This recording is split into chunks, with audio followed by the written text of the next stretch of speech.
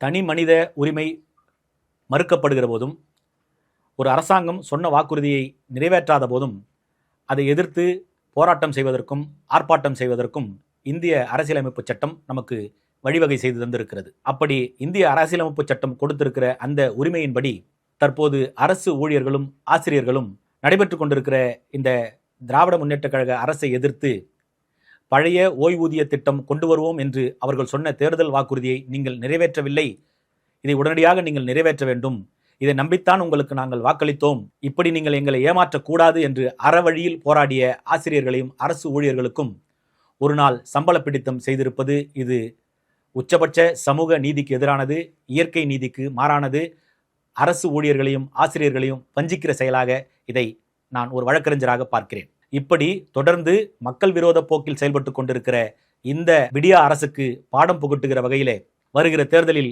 அரசு ஊழியர்களும் ஆசிரியர்களும் கங்கணம் கட்டிக்கொண்டு ஒவ்வொரு அரசு ஊழியரும் ஆசிரியரும் 5 வாக்குகள் எதிரணிக்கு, குறிப்பாக அனைத்து இந்திய அண்ணா திராவிட முன்னேற்ற கழகத்திற்கு நீங்கள் பெற்றுத் தருவீர்கள் என்று சொன்னால் இந்த ஆட்சி உடனடியாக அகற்றப்படும். இந்த ஆட்சி அகற்றப்பட்டால் மாண்புமிகு புரட்சித் தமிழர் அண்ணன் எடப்பாடியார் தலைமையிலே அமரக்கூடிய ஆட்சி உங்களுடைய கோரிக்கைகளை முழுவதுமாக நிறைவேற்றும். நீங்கள் நம்பலாம். நன்றி, வணக்கம்.